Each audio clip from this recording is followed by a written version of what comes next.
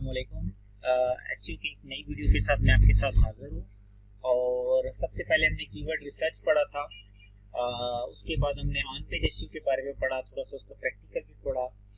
आज हम link building की बात करेंगे, ठीक है, और इसकी इंपॉर्टेंस की बात करेंगे कि हम लिंक बिल्डिंग क्या है, ठीक है, और अच्छा और क्वालिटी बैकलिंक क्या होता है, और सेकंड थर्ड पे कि बैकलिंक्स हम पाकिस्तान में रहते हुए एक इंटरनेशनल लेवल पे बैकलिंक्स कैसे करते हैं अच्छी वेबसाइट के लिए।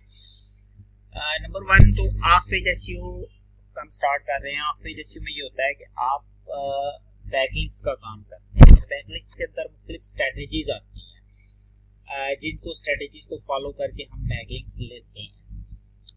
आसान अल्फाज में बात होती है कि आपका लिंक किसी और अदर वेबसाइट के साथ लिंक करे, यानी कि यहाँ मैं आपको एक एग्जांपल दिखा देता हूँ तो शायद आपको आसानी से एक्सप्लेन भी हो जाएगा, समझ में भी आ जाएगा कि यहाँ पे नहीं आया ये। अब इस चीज को आप समझे, ठीक है, कि ये हमारी वेबसाइट है और ये अदर वेबसाइटें हैं, ठीक है, जिन वेबसाइटों के साथ हमारे एक्सटर्नल लिंक लगे हैं, ठीक है। तो बेसिकली फायदा क्या होता है, आपकी वेबसाइट है वो गूगल में ऐड हुई है, इंडेक्स हुई है और रैंकिंग दे गई है। फॉर एग्जांपल पोजीशन नंबर 40 आ गई है चौथे पेज पे,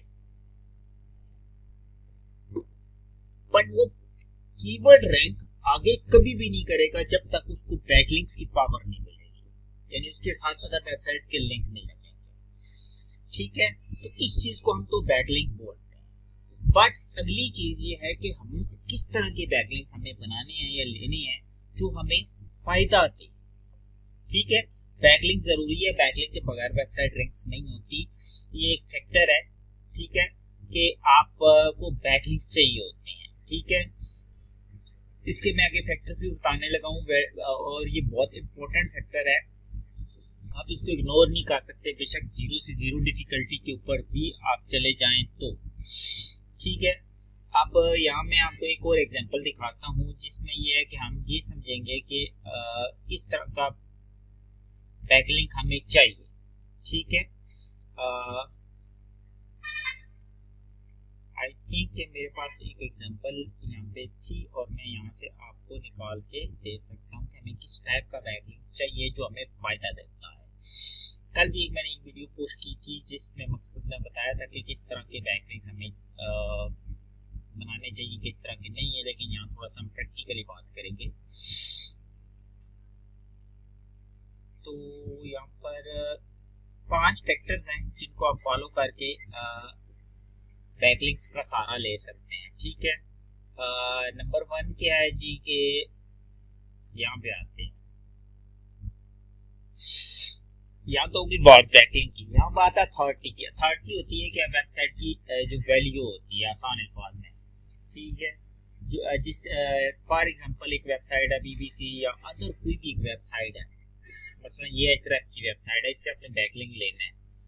तो यहाँ आप जब सीमरश में आओगे, ठीक है, आप इस वेबसाइट को एनालाइज करोगे, ठीक है, तो हम देखेंगे इसकी वेबसाइट की वैल्यू कितनी है, ठीक है, यानी हमें ये कितना फायदा दे सकती है, ठीक है। अगर हमारी की वेबसाइट इसी टॉपिक से रिलेटेड है तो वो अगला टॉपिक दिया है। सबसे पहले हम अथॉरिटी की बात करते हैं।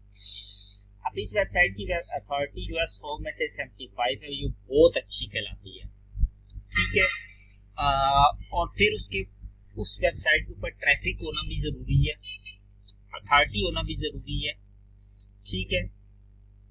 और उसके बाद ठीक है, और उसके नेचुरल बैकलिंक्स भी होने चाहिए। बट वो वेबसाइट आपके टॉपिक से रेलिवेंस होनी चाहिए, रेलिवेंट, यानी आपकी वेबसाइट अगर ट्रैवलिंग पर है तो आप ट्रैवलिंग की वेबसाइट से बैकलिंक लें, ठीक है।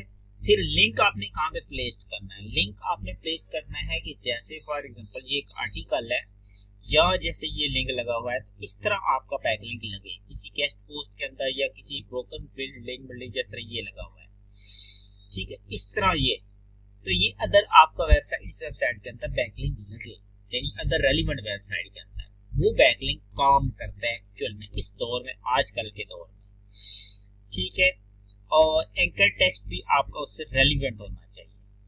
ठीक है, एंकर टेक्स्ट यानी ऊपर जो लफ्ज लिखा होगा, जैसे ये देखो लिंक्स लगे में ना, ठीक है, ये अब सिमरश का लिंक है, ये भी सिमरश का लिंक है, ये अपने आप को लिंक दे रहे हैं। ठीक है, लेकिन यहाँ अदर वेबसाइट का अगर कोई लिंक लगा हो तो यहाँ से आपको आइडिया होगा कि वो दूसरी वेबसाइट को बैकलिंक जा रहा है। इन्होंने अब इंटरनल लिंकिंग की हुई है। ठीक है, ये देखें सारे बैकलिंक इनके अपने ही हैं। तो इस तरीके से बैकलिंक है।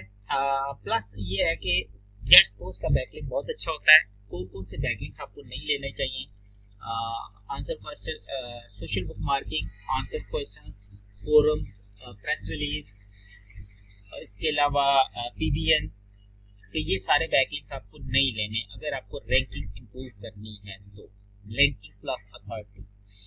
ठीक है, तो गूगल बेसिकली बैकलिंक्स की बेस पे ही आपकी वेबसाइट को रैंक करता है और आगे लेकर आता है।